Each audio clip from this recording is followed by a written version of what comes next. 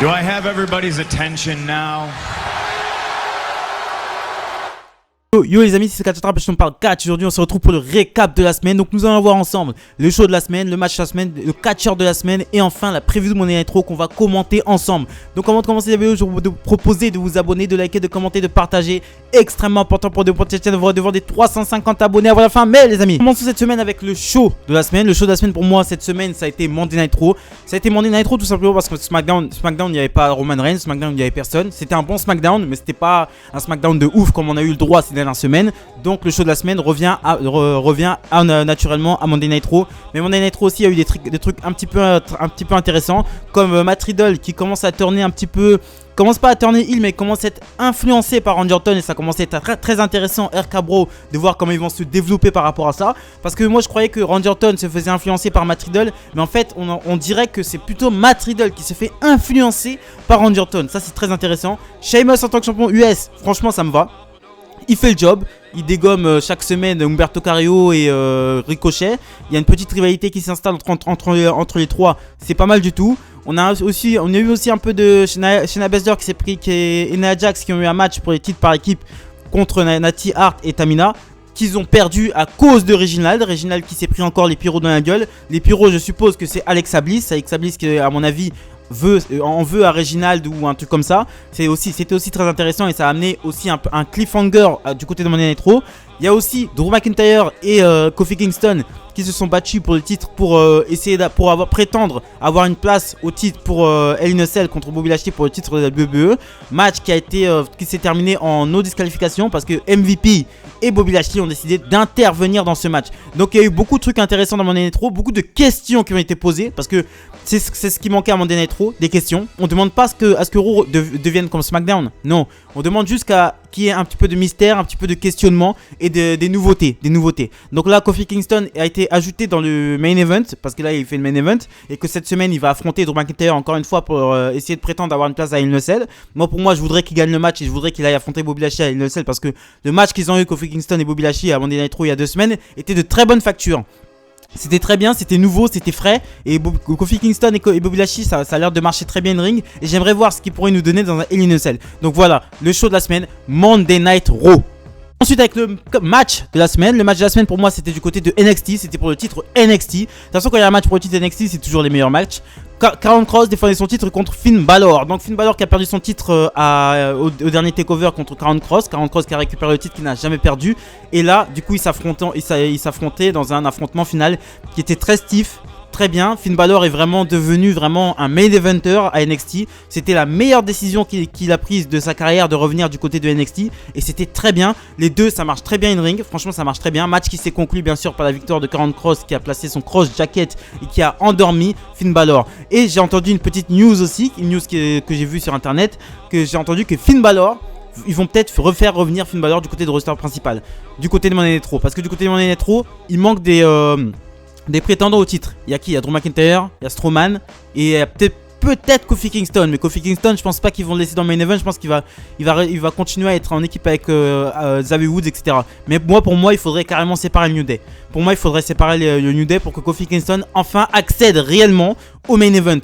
Finn Balor, ils vont le faire revenir du roster principal. La dernière fois qu'ils l'ont fait venir dans le roster principal en 2016, il y avait ils l'ont fait venir du côté de Monday Night Raw. Il s'est vite perdu.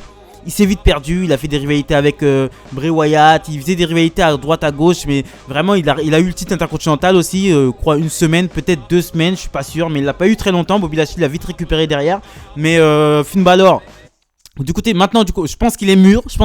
Pour le roster principal.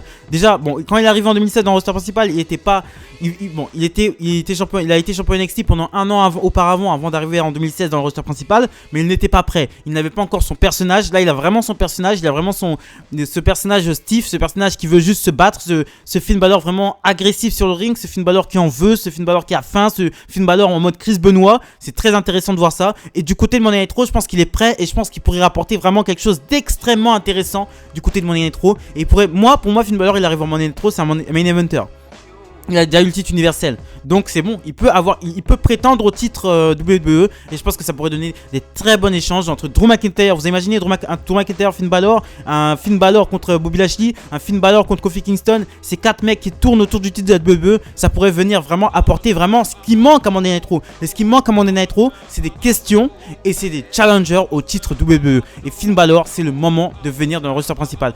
Donc, match de la semaine, Karrion Kross contre Finn Balor pour le titre NXT. Nous enchaînons ensuite avec le catcheur de la semaine. Le catcheur de la semaine, pour moi, c'est du côté de Friday Night SmackDown. Le catcheur de la semaine, c'est pas par rapport à ce qu'il a fait sur le ring, parce qu'il a eu, pour ce catcheur-là, eu un match par équipe contre les Street Profits cette semaine.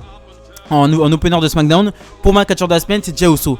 Jey Uso, pas par rapport à sa performance in ring, mais par rapport au déchirement qu'il a entre son frère et son cousin.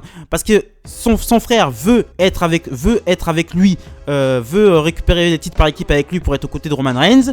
Mais Roman Reigns veut que Jey Uso reste dans le main event parce que Roman Reigns a fait monter Jey Uso dans le main event. En fait, Roman Reigns s'est occupé de Jey Uso quand son frère n'était pas là.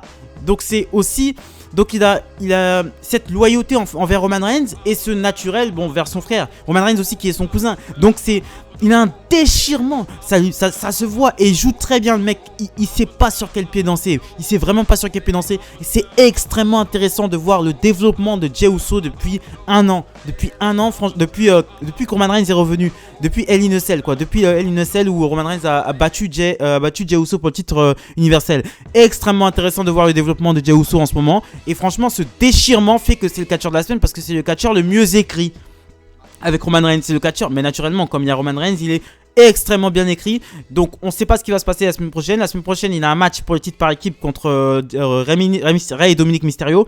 On va voir si Roman Reigns va intervenir. Roman Reigns ne voulait pas que Jey Uso fasse le match de cette semaine. Il a toléré qu'il le fasse, mais il lui a dit que le match par équipe, pour le titre par équipe, il oublie. Il a dit que Jimmy Uso aussi était égoïste de faire redescendre Jey Uso dans les fins fonds de la WWE, alors que Roman Reigns avait fait un travail énorme pour faire monter son cousin en main event et le faire devenir Jey Uso main event. Donc voilà, pour moi le catcheur de la semaine c'est Jey Uso. Et nous passons ensuite à la review de Monday Night Raw. Voilà. Bienvenue de Monday Night Raw cette semaine, nous aurons une discussion au Miz TV. Les deux invités du Miz TV seront Charlotte Flair et Rhea Ripley, qui seront les invités du Miz TV et qui discuteront de leur match à Hell in a Cell. Là, ça me pose un petit problème, comme je l'avais dit la semaine dernière. Charlotte Flair a battu Asuka cette semaine, ok? Mais Asuka a battu Charlotte Flair la semaine dernière, il y a 2 semaines.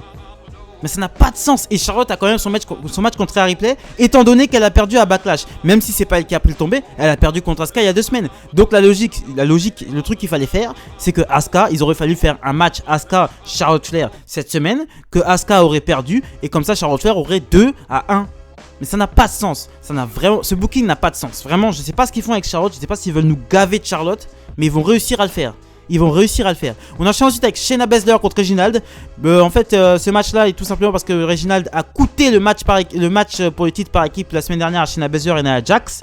Et donc Shayna Baszler est partie revoir Reginald et l'a provoqué dans un match par équipe. Donc ce sera un match, dans un match 1 contre 1. Donc ce sera un match fille contre garçon. Shayna Baszler contre Reginald. On enchaîne ensuite avec Randy Orton qui challengera Xavier Woods. Il y a 2 semaines, Xavier Woods a coûté le match à Randy Orton contre Kofi Kingston. Randy Orton en était très contrarié. La semaine dernière, le partenaire de Randy Orton dans les RK Bro, Matt Riddle, a battu Xavier Woods avec RKO. Et cette semaine, c'est à Randy Orton de prendre sa revanche. On enchaîne ensuite avec Kofi Kingston contre Drew McIntyre. Le gagnant ira affronter Bobby Lashley dans la cage à Hell in a Cell. Et aussi, Adam Pearce a dit la semaine dernière que si Bobby Lashley ou MVP intervenaient dans le match de quelque façon que ce soit, 90 jours de suspension pour les deux sans solde. Donc la question est de savoir comment Bobby Lashley et MVP vont faire pour saboter le match. Et peut-être qu'ils vont reprendre Cedric Alexander pour essayer de venir saboter le match et dire oui, c'est pas nous. Voilà, c'est Cedric Alexander, c'est pas nous. Donc on va voir comment ça va se passer, on va voir comment ça va se branler ce match. Et je pense moi que Kofi Kingston devrait aller se battre contre Bobby Lashley à Hell in a Cell, ça apporterait un peu plus de fraîcheur. Voilà, c'était mon petit récap de la semaine. Les gars, abonnez-vous, commentez, c'est très important si vous voulez qu'on discute catch, si vous voulez me connaître un petit peu plus. Commentez, partagez, très important pour notre chaîne. On va devant les 350 abonnés avant la fin. Mais les amis,